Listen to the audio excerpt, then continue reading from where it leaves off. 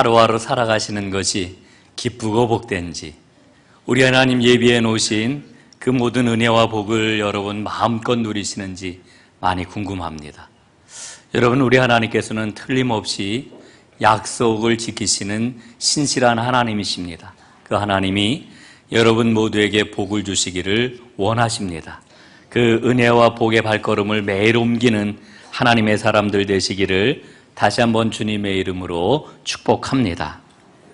여러분, 우리는 지난 주간에 참 안타까운 그런 그 소식을 또 하나 들었습니다. 이북에서 수소폭탄 실험 성공을 했다라고 하는 이런 그 발표를 들은 까닭입니다. 이 소식을 듣고 우리 모두는 깜짝 놀랐습니다. 우리 민족만 놀란 게 아니라 온 세계가 놀랐습니다. 평화를 위협하는 또 한 가지의 중요한 문제가 생긴 것입니다. 우리 그리스도인들은 이와 같은 그러한 어려움 속에서 이 민족의 평화를 위해서 누구보다도 하나님 앞에 간절히 기도를 해야 될 줄로 압니다. 그 과제를 우리에게 주고 계시다라고 하는 생각을 갖습니다. 여러분, 그런데 이 수소폭탄 실험에 성공을 했다라고 하는 이야기를 들으면서 수소폭탄이 뭐냐? 이렇게 물어봤더니 어떤 분은 그런 대답을 하더라고요. 수소폭탄은 또 하나의 작은 태양이 뜬 것과 마찬가지다. 에너지가 엄청나다라고 하는 그런 이야기지요. 그게 아주 무시무시한 살상무기라고 이렇게 이야기를 하고 있는 것을 보았습니다. 여러분이나 저나 이 폭탄에 대한 그러한 그 상식은 매우 피상적입니다. 그러나 이 폭탄의 폭발 에너지가 나오는 그러한 그 과정을 보면서, 그 이치를 보면서 분명한 사실 한 가지를 깨닫습니다. 핵폭탄은 핵 분열을 통해서 에너지를 얻는다고 그러지요. 이 수소폭탄은 핵 융합을 통해 가지고 에너지를 얻는다고 이렇게 이야기합니다. 이게 무슨 이야기냐 하면은, 저는 그냥 간단하게 생각을 할 때 분열의 에너지보다 융합의 에너지가 엄청나게 크구나라고 하는 사실을 거기에서 보게 됩니다. 여러분, 우리에게 매일같이 빛과 열과 온갖 에너지를 제공을 해주고 있는 태양 역시 핵 융합을 통해 가지고 엄청난 에너지를 지구로 지금 보내주고 있다는 겁니다. 이 원리는요, 물리학에만 국한되는 게 아니라고 하는 생각을 갖습니다. 우리 신앙 공동체 안에도 적용이 된다고 저는 생각을 합니다. 융합이 중요하다라고 하는 겁니다. 하나 되는 게 중요하다라고 하는 거지요. 여러분, 그렇다라고 하면은 이 신앙 공동체, 교회 안에서 융합을 일으킬 수 있는 핵심적인 에너지가 뭘까? 그것은 바로 사랑입니다. 사랑. 그것이 우리를 하나로 만드는 그와 같은 힘이라고 하는 거지요. 여러분, 예수님의 사랑이 교회를 하나 되게 만드는 근원적인 에너지입니다.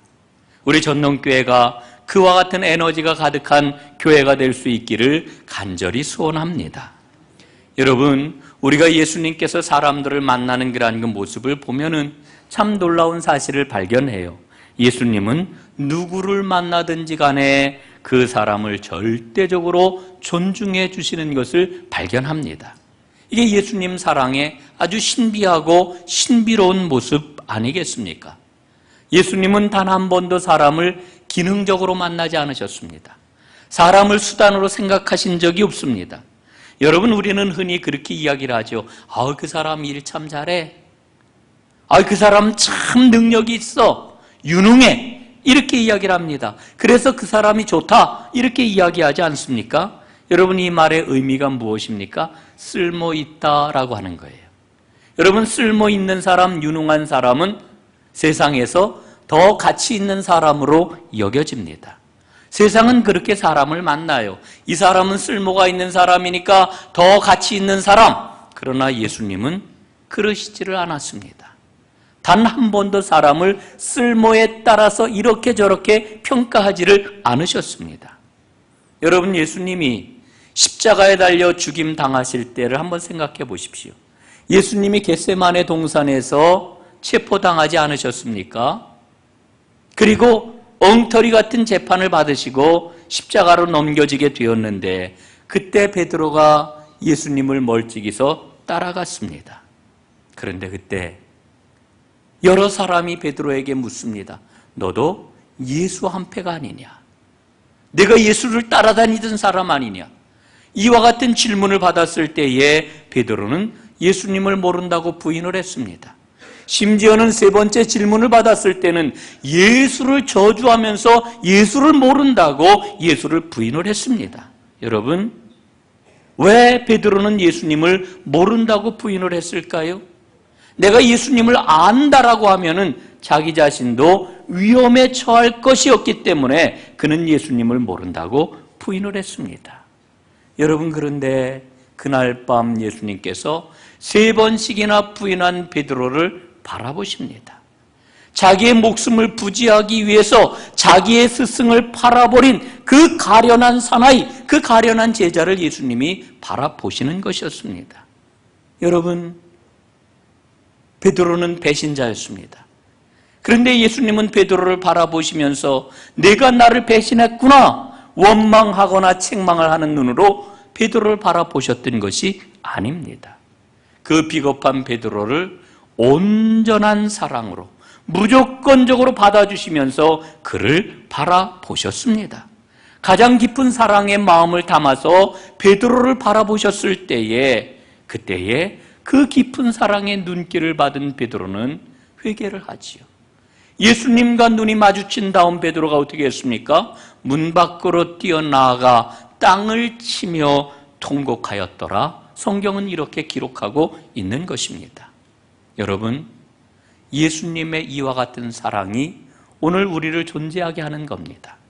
오늘 그 사랑이 여러분에게, 저에게 가득할 수 있기를 간절히 바랍니다. 여러분, 오늘 본문 말씀은 모세가 이제 출애굽한 이스라엘 공동체를 조직화하는 이야기입니다. 베드로는 고군분투했습니다. 200만 명이나 되는 그 엄청난 이스라엘 백성들을 혼자서 이끌면서 고군분투했습니다. 그 상황을 놓고 생각을 해보면은 베드로가 얼마나 힘들었을까 생각을 해봅니다. 얼마나 어려웠을까 생각을 해봅니다. 입이 다물어지지 않을 정도였을 것입니다. 결국 모세는 오늘 성경 말씀을 보니까 장인 이드로의 충고대로 이스라엘 200만 명의 백성들을 잘 조직화해가지고 공동체를 제대로 이끌게 되었다. 오늘 성경은 이렇게 우리에게 일러주고 있는 거지요. 여러분, 오늘 본문을 보면서 저는 성숙한 교회 공동체를 이루어 나가는 가장 최선의 길이 무엇일까를 찾아보려고 합니다. 그리고 그 은혜를 나누고 주님 앞에 주님께서 말씀하시는 대로 우리의 삶을 새롭게 결단하기를 소원하는 것입니다. 자, 그렇다면 성숙한 교회 공동체는 어떤 공동체입니까? 첫 번째로는 일을 분담하는 공동체가 성숙한 공동체다라고 하는 것을 깨닫게 되는 거지요. 여러분, 말씀을 드렸던 것처럼 200만 명이나 되는 이 엄청난 이스라엘 백성들을 모세가 혼자 이끌고 나아가는 것은 불가능한 일입니다. 그런데 그런 어려움에 처해 있는 상황 속에서 장인 이드로가 이제 모세를 찾아왔습니다. 찾아와 보니까요, 너무너무 한심한 일이 벌어지고 있는 겁니다. 모세는요, 이른 아침 해가 뜰 때부터 밤에 이슬이 맞도록 밤에 정말 잠자리에서 제대로 들지 못하면서 밤늦게까지 백성들 사이에 생겨난 문제를 판단하느라고 한순간도 쉬지를 못하는 것입니다. 얼마나 힘들었겠습니까? 모세만 힘들었을까요? 제가 볼 때는 백성들이 더 힘들었을 것 같아요. 모세는 지도자니까 힘들었지만 여러분, 판단과 그리고 해결을 구하는 그러한 그 백성들은 이제나 저제나 하루 온종일 뜨거운 태양 아래서 기다리느라고 얼마나 힘이 들었겠습니까? 이 상황을 본 이드로는 냉철한 판단을 하면서 모세에게 이렇게 이야기를 합니다. 18절 말씀입니다. 너와 또 너와 함께한 이 백성이 필경기력이 쇠하리니 이 일을 내가 혼자 할 수 없으리라. 혼자 할 수 없다는 거예요. 여러분, 그렇잖아요. 어떻게 그걸 혼자서 감당을 합니까? 이 모세는 장인의 말을 듣고 깨닫습니다. 그래서 장인의 충고대로 백성들 가운데서 1000부장을 세우고 100부장을 세우고 그리고 50부장을 세우고 10부장을 세우게 됩니다. 그리고는 세운 그 사람들에게 자신이 모두 다 감당했던 재판하는 일을 분담시켰습니다. 여러분, 그랬더니 일이 얼마나 신속하게 처리가 되던지요. 그리고 이 백성들의 지도자가 세워지게 되니까 백성들은 구심점을 찾게 되고 그 힘이 극대화가 되는 겁니다. 또한 모세 역시 마찬가지로 자기와 함께 일을 할 동역자들이 세워지게 되니까 모세 역시 아주 큰 힘을 얻게 되었던 거지요. 여러분, 이스라엘 공동체가 아주 강건한 공동체로 거듭나게 되는 역사가 일어났던 겁니다. 여러분, 이 일은 광야 이스라엘 백성들 사이에서만 일어났던 일이 아닙니다. 여러분, 예수님의 복음 사역을 한번 눈여겨보십시오. 예수님 복음 사역의 특징이 무엇일까요? 예수님은 그의 그런 그 공생애를 통해 가지고 제자들을 세우는데 그 사역에 초점을 맞추셨던 것을 우리는 보게 됩니다. 여러분, 예수님께 얼마나 많은 사람들이 몰려왔습니까? 예수님은 그들 가운데 병든 사람들을 고쳐주셨습니다. 귀신 들린 사람들을 귀신을 내어 쫓아주셨습니다. 그리고 말씀으로 그들을 가르치고 양육을 하셨습니다. 그런데 이 모든 일을 할 때 예수님께서는 혼자 이 일을 감당하기를 원하지 아니하셨고 제자들과 함께 하시기를 원하셨던 겁니다. 예수님은요, 제자들을 그저 단순한 심부름꾼으로 생각하지를 않으셨습니다. 예수님께서는 이 제자들과 당신의 몸을 온전히 이루기를 원하셨던 겁니다. 제자들과 함께 하나님의 나라를 이루어 가시기를 원하셨던 거지요. 여러분, 이런 예수님의 그러한 그 사역의 모습은 초대교회 역사에서도 고스란히 이어지고 있는 것을 우리는 볼 수가 있습니다. 예수님이 승천하신 다음 약속하신 대로 성령을 부어주시고 초대교회가 생겨났습니다. 그때 하나님께서는 성령님을 통해서 하나님 앞에 부름받은 성도들에게 다양한 은사를 성령을 통해서 부어주셨습니다. 그리고는 그 성령의 은사를 통해서 함께 주의 사역을 감당하도록 이렇게 해주셨습니다. 이게 바로 하나님의 뜻이요 하나님의 계획이었던 것이지요. 여러분, 일을 잘 분담하는 것이 성숙한 교회의 첫 번째 모습입니다. 어떤 분이 그렇게 이야기하는 것을 제가 한번 들었어요. 우리 시대는 교회 성장학의 시대가 아니라 이제 교회 성숙학의 시대다, 이런 이야기를 했어요. 여러분, 교회 성숙학이라고 하는 이 말이 좀 낯설지요? 그러나 그 의미는 낯설지 않으리라 이렇게 생각을 합니다. 여러분, 이 교회 성숙학이라고 하는 이 말을 썼는데 그 말의 의미는 두 가지라고 저는 생각을 합니다. 그 두 가지가 뭐냐? 첫 번째로는 아까 말씀을 드렸던 것처럼 교회 내적으로 볼 때에는 하나님의 일을 성도들이 잘 분담하는 것, 이게 성숙이라고 생각을 합니다. 또 개교회 밖으로는 개교회를 뛰어넘어서 이해를 하게 되면은 형제교회를 잘 섬기는 것, 그리고 형제교회와 함께 협력함으로 하나님의 나라를 세워가는 것, 이게 바로 교회 성숙이라고 이야기를 할 수가 있는 거지요. 여러분, 우리 전능교회가 내적으로는 온 성도들이 하나님의 일을 잘 분담하고, 그리고 외적으로는 우리 지역에 있는 여러 형제교회들과 함께 하나님의 나라를 이 지역에, 우리 이 사회 속에 아름답게 세워나가는 이 분담의 역할을 잘 감당할 수 있기를 소원합니다. 이게 바로 교회 성숙의 모습이라고 하는 거지요. 두 번째로 어떤 교회가 성숙한 교회냐? 연합하는 교회가 성숙한 교회입니다.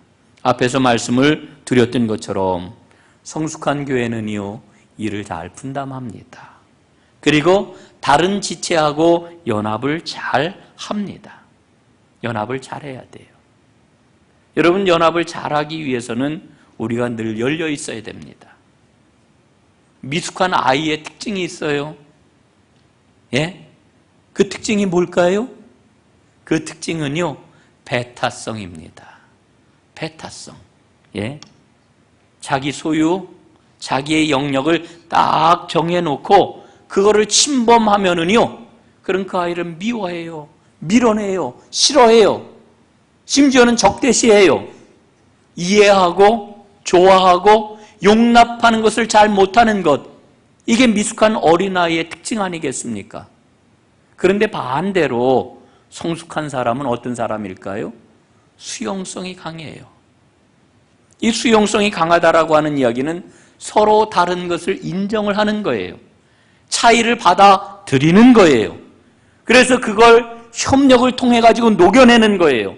그걸 통해 가지고 더 아름답고 더 큰 가치를 만들어내는 거예요. 이게 바로 수용성입니다. 그래서 하나가 될 수가 있는 거지요. 여러분 어떻습니까? 우리 전동교회 공동체는 배타성이 강합니까? 수용성이 강합니까? 여러분 오늘 우리의 모습을 보면은 우리는 미숙한 어린아이에 가깝습니까? 아니면 성숙한 수용성이 있는 어른에 가깝습니까? 오늘 우리는 우리의 모습을 봐야 돼요. 여러분 바울 사도는 고린도 교회를 향하여서 아주 강력하게 권고하지요. 너희들 서로 비난하지 말아라. 너희들 서로 적대시하지 말아라. 여러분 고린도 교회가 얼마나 문제가 많았습니까? 얼마나 갈등이 깊었습니까? 그런데 이들이 왜 비난하고 왜 갈등을 했을까요?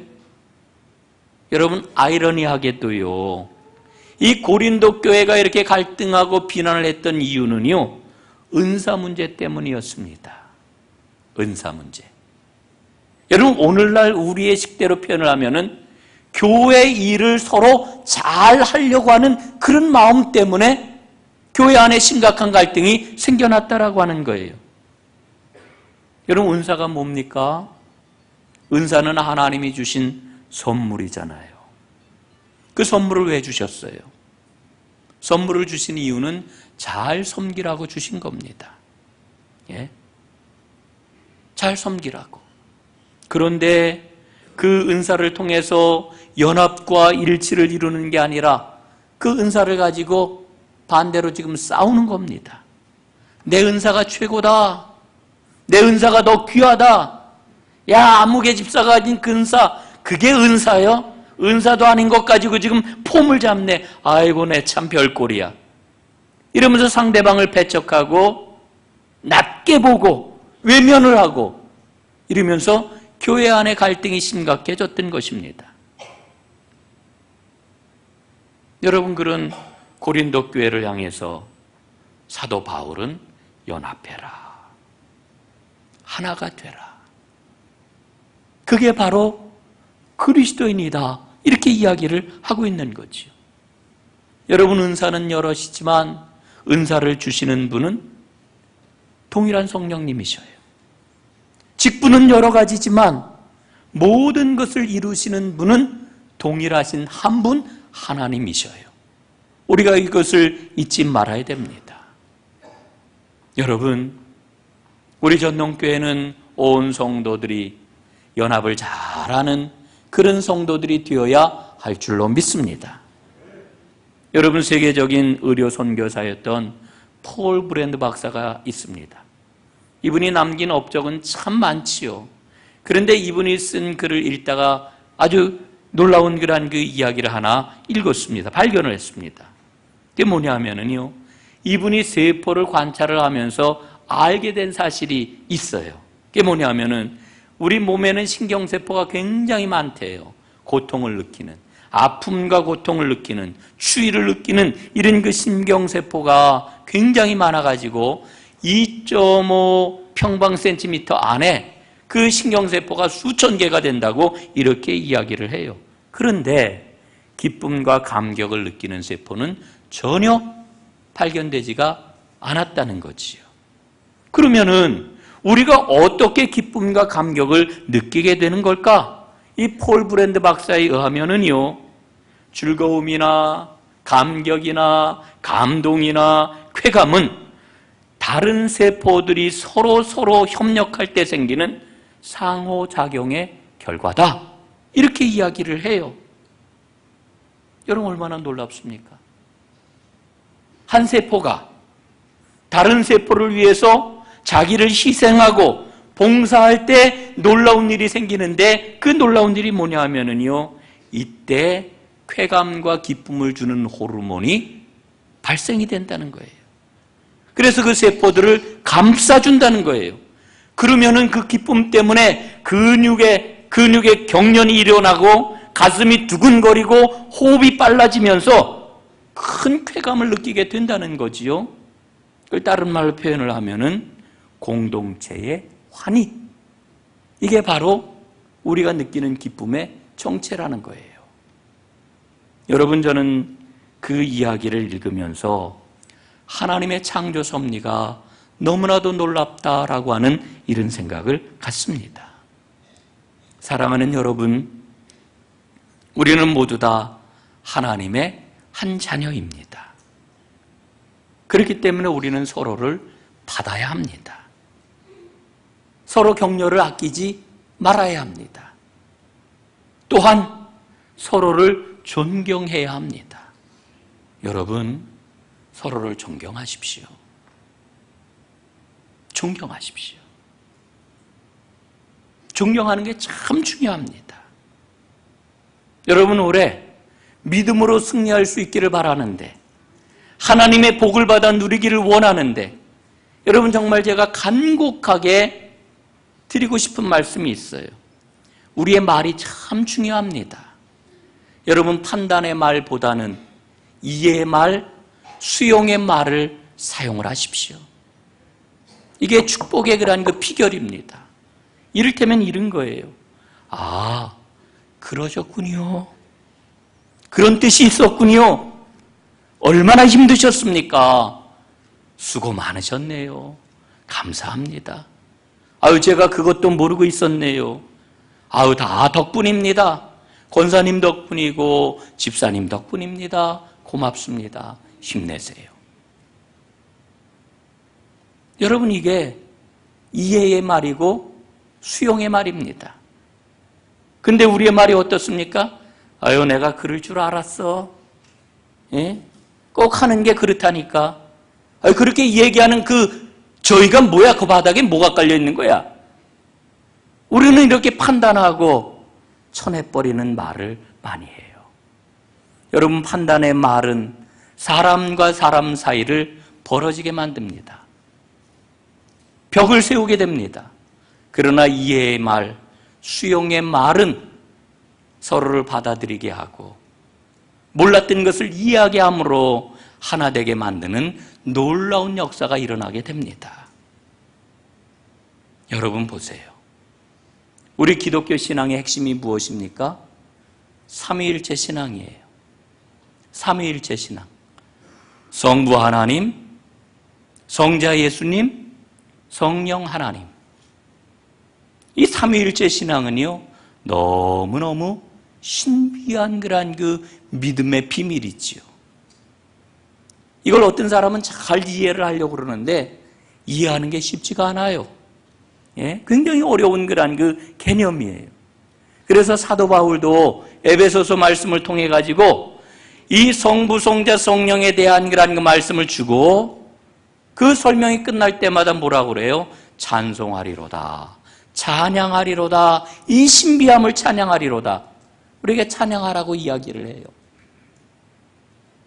여러분, 우리는 그 비밀을 다 알 수는 없지만 분명히 아는 게 있어요.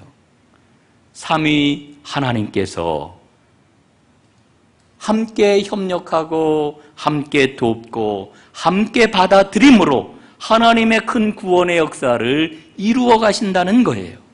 여러분, 그렇기 때문에 우리가 그 삼위일체 신앙을 가지고 어떻게 살아가야 되느냐, 삶 가운데서 연합하는 것을 통해 삼위 하나님을 드러내야 된다는 거지요. 여러분, 조금 어렵게 이야기를 하면은 하나님께서는 하나임으로 존재하시는 게 아니고요, 하나됨으로 존재하시는 겁니다. 하나됨으로. 사랑하는 여러분, 우리 전농교회가 이 하나됨을 통해 가지고 하나님이 분명히 살아계신 분이시라고 하는 것을 날마다 드러내는 성숙한 교회가 될 수 있기를 간절히 바랍니다. 그 일의 주인공들이 다 되는 여러분들 되시기를 다시 한번 축원을 드립니다. 마지막 세 번째로 섬기는 교회가 성숙한 교회입니다. 섬기는 교회. 여러분, 우리는 자유한 사람이에요. 사람들은 항상 뭔가에 예속되어 있고 지배를 당하지요. 아니라고 해도 우리는 지배를 받아요. 돈의 지배를 받고요. 권력의 예속이 당해 있고요. 혹은 사람들에게 우리는 조정을 당하기도 하고요. 혹은 쾌락에 빠져 있기도 해요. 이게 우리 삶의 내용이에요. 여러분, 그러나 우리 믿음의 사람들은 오직 하나님 한 분만을 섬기고 그분에게 이제 속하기를 소원하는 믿음을 가지고 살아가는 사람들이에요. 그래서 하나님 한 분을 믿기 때문에 우리는 모든 것으로부터 자유로울 수 있어요. 사람에게 자유롭고요, 돈에게 자유롭고요, 권력으로부터 자유로울 수 있는 거예요. 여러분, 예수님은 말씀을 해주셨잖아요. 요한복음 8장 32절 말씀, 너희가 진리를 알지니 진리가 너희를 자유케 하리라. 오직 참 진리이신 하나님께 속할 때 우리는 자유함을 누릴 수가 있는 거지요. 그런데 여러분 보십시오. 이렇게 하나님의 자유를 누리는 성숙한 사람은 반드시 다른 사람을 섬깁니다. 섬기는 거는요, 우리 안에 예수님이 계시기 때문에 그래요. 우리가 성경을 읽으면서 주목을 할 게 있습니다. 모든 은사, 모든 직분, 모든 사역, 이 모든 것들은 우리의 감투가 아니에요. 내가 성령님께 이런 은사를 받았어, 나의 자랑거리가 아니에요. 내가 권사가 됐어, 내가 목사가 됐어, 이 자랑거리가 아니에요. 나의 명예가 아니에요. 이 모든 것을 왜 하나님께서 우리에게 주시는 걸까? 오직 한 가지 이유예요. 섬기라고. 섬기라고 우리에게 주신 거예요. 섬김의 바탕에는 뭐가 있느냐? 예수님의 사랑이 깔려 있는 거지요. 우리 감리교회에 아주 자랑할 만한 목사님이 계셨지요. 이용도 목사님이라고 하시는 분입니다. 일제시대 초기에 33살의 짧은 나이로 생을 마감한 그런 분이십니다. 너무너무 짧게 이 땅에서 살다가 가셨지만은 그분은 참 큰 흔적을 남기셨어요. 그분은 부흥가요, 깊은 영성을 소유했던 신비로운 영성가이기도 하셨는데, 여러분, 이분의 일생을 보면은요, 어떻게 하면은 내가 예수님을 따라 살 수 있을까? 예수님을 닮을 수 있을까? 그 길을 걸어가셨어요. 최근에 이분에 대한 그 책이 하나 나왔는데, 이용도 목사의 삶과 영성이라고 하는 책에 보면은 그분의 그러한 그 삶의 단면들을 보여주는 많은 이야기들이 소개가 되어 있어요. 그 중에 하나입니다. 한 번은 이용도 목사님이 가까이 지내는 동료 목회자들하고 잠을 자던 중이었습니다.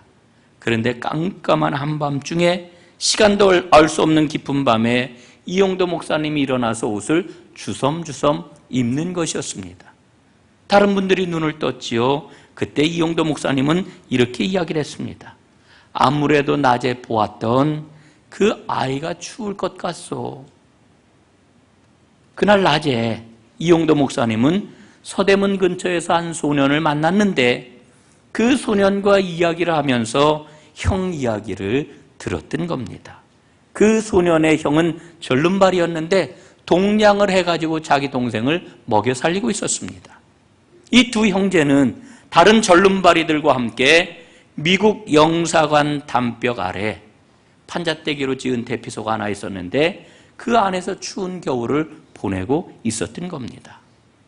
이용도 목사님은 잠을 자다가 그 아이 생각에 잠을 떨쳐버리고 일어나가지고서는 담요를 껴안고 그 아이를 찾아간 겁니다. 좁은 입구에서 몸을 구부려가지고 안에다가 몸을 반쯤 집어넣고서는 아이의 이름을 부릅니다. 아이야, 아이야. 그랬더니 눈을 부비면서 한 아이가 나왔고 그 아이에게 담요를 전해주고는 돌아왔습니다. 담요를 전해준 목사님은 추운 겨울에 덮을 것이 없었지만은 돌아와서 너무너무 기뻐하면서 잠을 자는 것이었습니다. 그것을 옆에서 봤던 목사님은 이렇게 이야기를 합니다. 알 수 없는 이상한 힘이 그를 행복하게 하는 것이 틀림없었습니다. 여러분, 우리는 예수의 사람이에요. 예수님의 사랑으로 살아가는 사람들이에요. 여러분, 우리가 어떻게 예수님을 닮을 수 있을까요? 어떻게 예수님을 따라갈 수 있을까요? 여러분, 다른 걸로는 예수님 따라갈 수 있는 길이 없어요. 오직 하나, 섬김을 통해서입니다. 섬길 때 우리는 예수님을 닮아갈 수 있는 거지요. 오늘도 우리 주님께서는 우리에게 사랑을 부어주십니다. 그래서 그 사랑으로 섬김의 길을 걷게 하십니다. 그리고 섬기는 자에게 하늘의 무궁한 자원을 허락하셔서 그 풍성한 자원으로 하나님의 영광을 드러내게 하십니다. 섬김을 통하여 우리의 믿음은 성숙해집니다. 섬김을 통하여 교회는 성숙해지는 겁니다. 여러분, 이 믿음의 길을 걸어가는 하나님의 백성들, 그리고 우리 하나님의 공동체가 될 수 있기를 간절히 소원합니다. 이 은혜와 복을 누리면서 이 한 해를 살아갈 수 있기를 간절히 바랍니다. 기도하겠습니다.